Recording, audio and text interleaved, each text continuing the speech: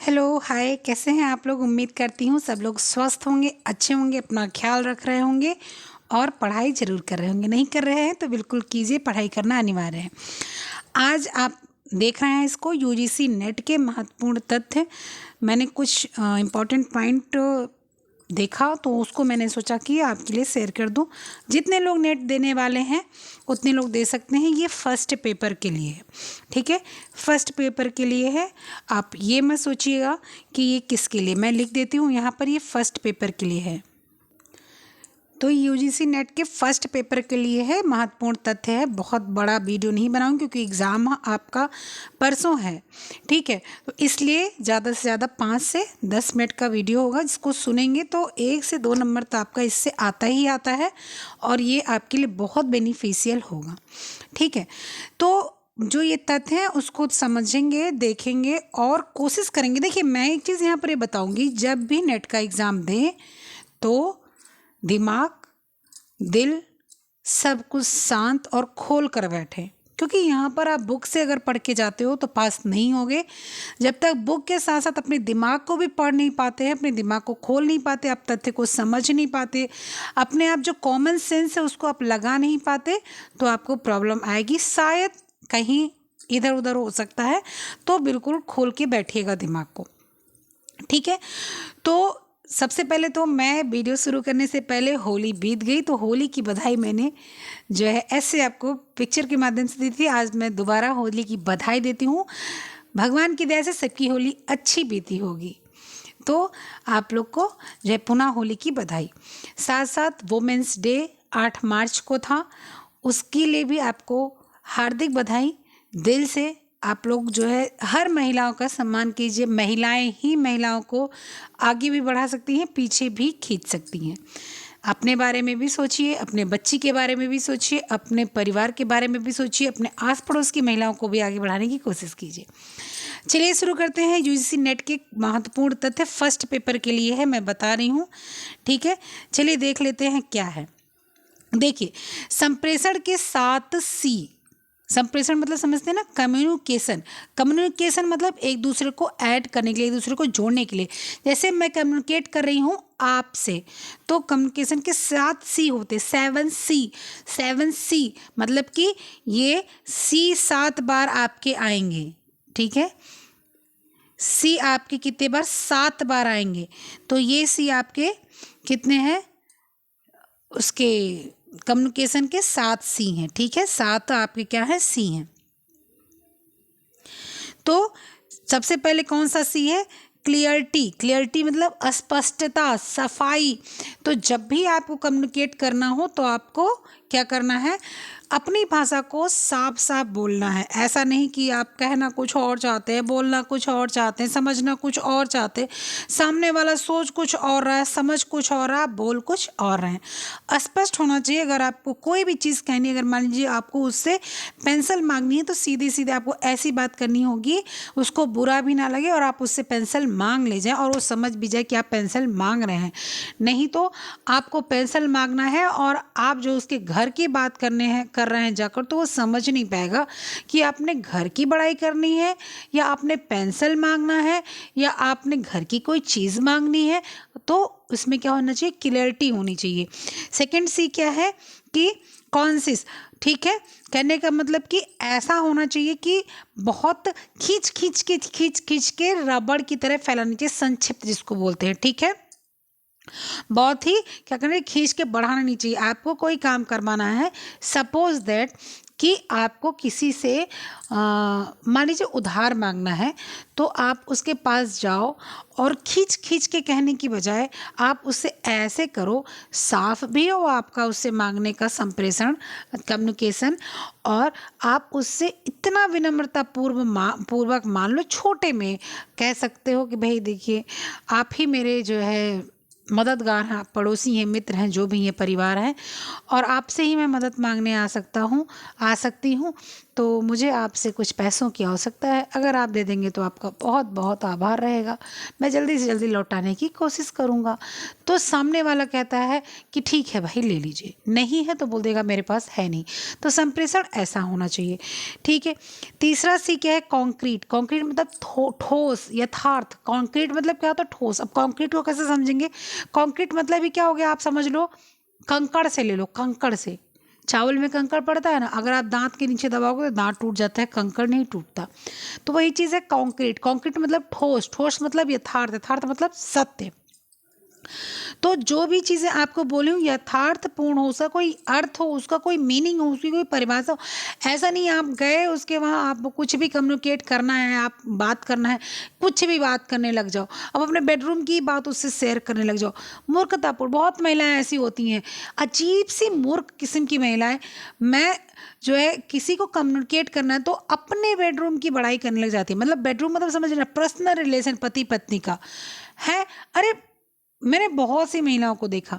अच्छा, पुरुष में ये चीज़ें नहीं दिखती।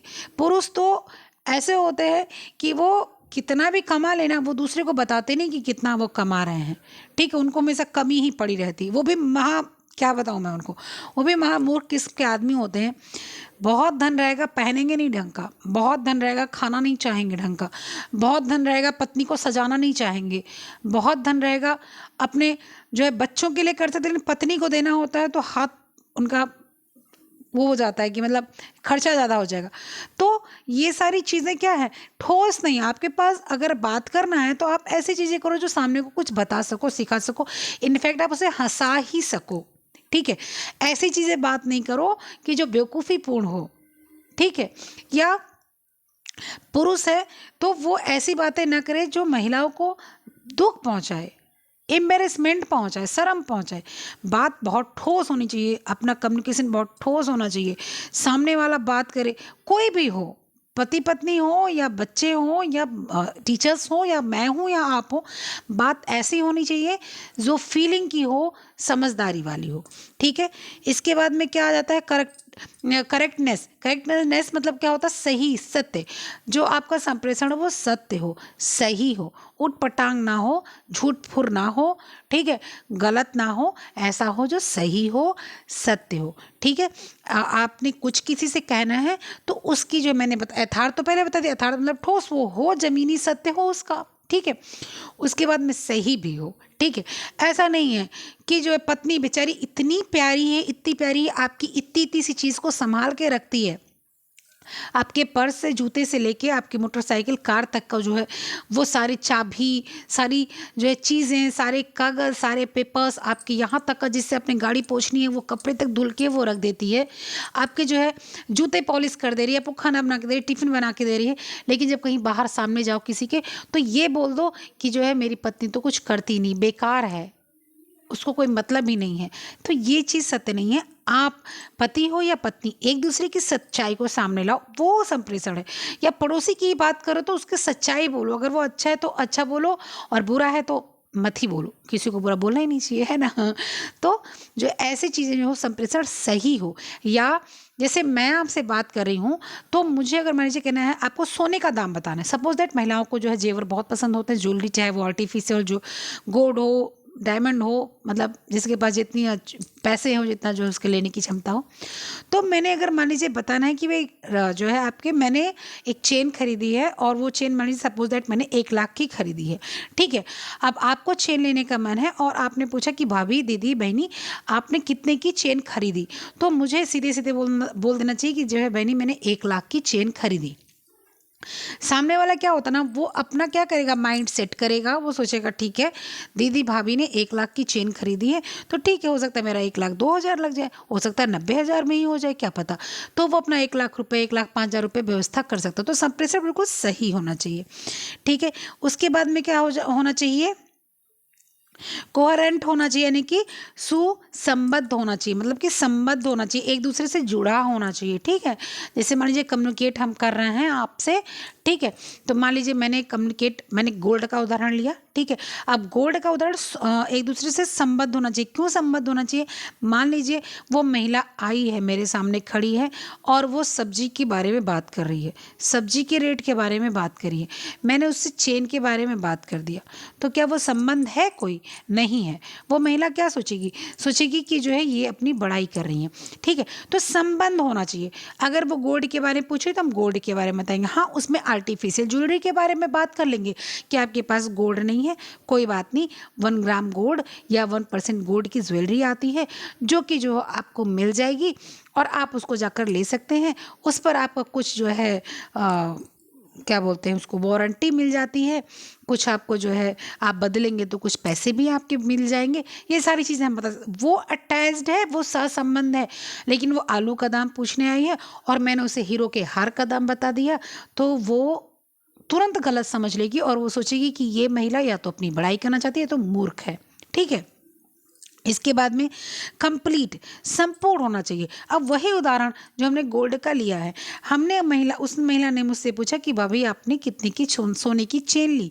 मैंने उससे बोला कि अरे पता नहीं, मैंने ली थी शायद 60 की या 70 की या 1 लाख की, हो सकता है 50 की ली हो। फिर कुछ देर बाद मन बदला तो मैंने बोला अरे नहीं नहीं, मैंने नहीं ली थी, मेरी मम्मी ने दी थी, मैंने मम्मी को पैसे दे रखे थे। ठीक है, तो क्या है, वो जो सामने वाली महिला है वो आपकी कंफ्यूज होगी, वो सोचेगी या तो ये मुझे बताना नहीं चाहती हैं, या तो ये ओवर स्मार्ट बन रही हैं, या तो इनको कुछ पता ही नहीं, दिमाग ही इनका जो है एकदम फर्स्ट फ्लोर खाली है, ऐसा सब होगा। ठीक है, तो जो है क्या हो जाएगा कि सब कुछ गोलमोल हो जाएगा। तो आपको संपूर्ण जानकारी देनी है। अगर आपसे उसने पूछा तो आपको बोलना है कि मुझे नहीं पता कितने का है, आप दुकान पे जाकर पता कर लीजिए, आपको अच्छे से पता चल जाएगा, उसके बाद आप परचेज़ कीजिएगा। या हाँ भाभी मैंने इतने का ख़रीदा था, इतने का पड़ा है, जाइए आप भी ले लीजिए, अभी जल्दी मैंने ख़रीदा है तो सोने का रेट तो जो है उतना ही होगा जो 200-400 रुपये इधर उधर हो। तो संपूर्ण जानकारी देना है। उसके बाद में क्या है, क्वालिटियस होना चाहिए, विनम्र होना चाहिए। ठीक है, विनम्र मतलब बहुत ही नम होना चाहिए। ऐसा नहीं है कि आपसे कोई बात करना चाहता है, उससे कोई पूछना चाहता है तो आप ऐसे मतलब ऐसे टूट पड़ो कि मालूम पड़े कि वो आदमी दौड़ के भाग के अपने घर में घुस जाए। नहीं, बहुत नम्र होना चाहिए। बात करते समय साधारण भी संप्रेषण करो ना तो बहुत ही विनम्र हो, नम्र हो। ठीक है, बहुत ही शांत स्वभाव के हो, ऐसा होना चाहिए। बात करने में सामने वालों के बिल्कुल ना घमंड महसूस हो, ना गुस्सा महसूस हो, ना ही जो है आपका कोई मतलब ईगो महसूस हो, ना उसके आपकी घर की समस्या बाहर महसूस हो, ऐसा नहीं होना चाहिए। संप्रेषण बहुत ही विनम्र रूप से करना चाहिए। ठीक है, तो ये 7C हो गया। क्लियरिटी होनी चाहिए, कॉन्सेस होना चाहिए, कॉन्क्रीट होना चाहिए, करेक्टनेस होना चाहिए, कोहेरेंट होना चाहिए, कंप्लीट होना चाहिए और कॉर्टियस होना चाहिए। ठीक है, स्पष्टता, संक्षिप्त, यथार्थपूर्ण, सही, सुसंबद्ध, संपूर्ण, विनम्र, तो यही 7C हो जाता है। ठीक है, इसमें से कम आपका 2 से 3 क्वेश्चन बनता है। ठीक है, चलिए अब नेक्स्ट हम लोग देखते हैं क्या है। नेक्स्ट है अधिगम के 4 स्तंभ। ठीक है, मतलब कि 4 पिलर्स ऑफ लर्निंग, सीखने के 4 स्तंभ हैं।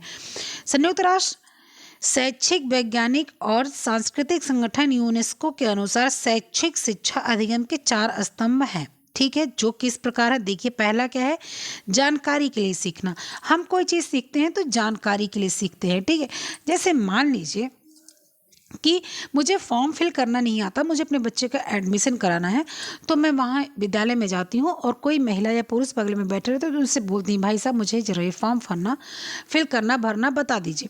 तो वो भाई साहब मुझे फॉर्म फिल करना बता देते हैं। मुझे फॉर्म फिल करना आ जाता है तो ये मुझे जानकारी हो जाती है कि अब मुझे फॉर्म इस तरह से फिल करना है। ठीक है, पहला उदाहरण। दूसरा, आप ATM पे चले जाते हैं, आपको नहीं पता है तो आपने जो है देखा तो किसी से पूछ लिया कि भैया कैसे होता है ये मुझे प्रोसीजर पता नहीं है, ठीक है, जब मैं कभी निकालूंगी तो पता चल जाएगा, तो मुझे आप जानकारी दे दीजिए कि कैसे होता है। तो वो जो वहाँ का जो है आपका वो है कीपर है देखभाल करने वाला, वो आपको बता देगा कि देखिए मैडम वो भाई साहब निकाल रहे हैं, ऐसे ऐसे ऐसे होता है, जब कभी आप निकालिएगा तो निकाल लीजिएगा। तो ये जानकारी के लिए सीखना हुआ, ठीक है। या जो है मान लीजिए किसी कोई मरीज है और मरीज डॉक्टर से आप बात कर रही हैं उसके सिलसिले में, मान लीजिए आपका कोई रिलेटिव है, ठीक है, तो आप बात करेंगे कि डॉक्टर साहब इसको क्या हुआ है। अच्छा ठीक है, अगर ये समस्या हो गई, मान लीजिए शुगर हो गया, डायबिटिक हो गया, उसको डायबिटीज़ ज़्यादा हो गया, आपको जो डॉक्टर के पास ले जाना पड़ा, अब आपने डॉक्टर से पूछना है क्या हो गया, तो क्या हो जाता है डायबिटीज़ में, क्या मीठा ज़्यादा खाने से हो जाता है, जेनेटिक तो नहीं है। अब डॉक्टर ने आपको जानकारी दी, अब डॉक्टर ने जानकारी दी तो बाद में पता चला कि ये जानकारी के लिए आपने सीख लिया कि ठीक है, अगर किसी भी को भी हमारे घर में अगर डायबिटीज़ हो जाता है तो मैंने उसको क्या करना है, स्ट्रेस कम देना है सबसे पहले, उसके बाद चीनी वगैरह आलू आलू नहीं देना है, थोड़ा एक्सरसाइज वगैरह करना है, खुश रखना है बहुत ज़्यादा, ठीक है, तो ये हो जाता है।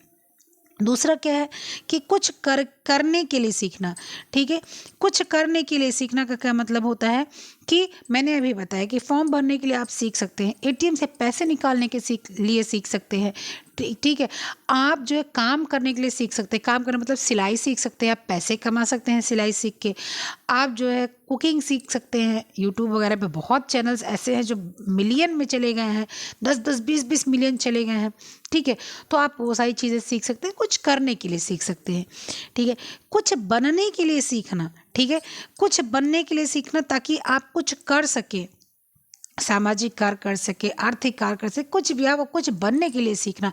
जैसे आप राजनीति में उतरना चाहते हैं, आप एक नेता बनना चाहते हैं, एक पॉलिटिशियन बनना चाहते हैं, तो पॉलिटिशियन बनने के लिए कुछ करने के लिए सीखना पड़ेगा, ठीक है, वो कुछ बनने के लिए सीखना, तो आप सामने वाले जो राजनीतिक आदमी है, व्यक्ति है, पॉलिटिशियन है, उससे आप सीखते हैं, उससे आप क्या सीखते हैं कि जो है किस तरह से वो राजनीति कर रहा है, किस तरह से वो कपड़े पहन रहा है, किस तरह से वो बात कर रहा है, किस तरह से उसकी जूता है, किस तरह से उसका चप्पल है, किस तरह से उसका हाव भाव है, किस तरह से वो रहता है, किस तरह से वो खाता है, तो क्या है वो आप करने के लिए सीख रहे हैं ना, आपको पॉलिटिशियन बनना है इसलिए आप सीख रहे हैं उसको, ठीक है, आपको सामाजिक कौशल का उसमें विकास करना पड़ेगा, आपको अपनी क्षमता को देखकर जो है उसको बढ़ाना पड़ेगा, तो ये कुछ करने के लिए सीखना है।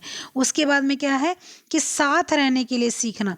अब हम लोग क्या करते हैं, साथ रहने के लिए सीखते हैं, हमारे नियम, हमारे संविधान है, संविधान में मानव अधिकार दिए हैं, संविधान में साथ रहने के अधिकार दिए हुए हैं, संविधान में बहुत सारी जानकारी वाली चीज़ें दी हुई हैं, संविधान में अपने संबंधियों के साथ कैसे रहते हैं अपने, तो इस हिसाब से अब लर्निंग के ऊपर काम करना है हमको, सीखने के ऊपर तो हर तरह से सीखना है, लेकिन मुख्य 4 स्तंभ के जो है एक स्तंभ ये भी है कि आपको किस तरह से सबके साथ रहना सीखना। जैसे मैं हूँ अपने परिवार में, तो मैं अपने पति से आऊँ, जैसे वो घर में घुसे या तो वो मुझसे लड़ने लग जाएं, ऊट पटांग बोलने लग जाएं, या मैं उनसे ऊट पटांग बोलने लग जाऊँ, तो क्या हम दोनों साथ रह पाएंगे? नहीं रह पाएंगे।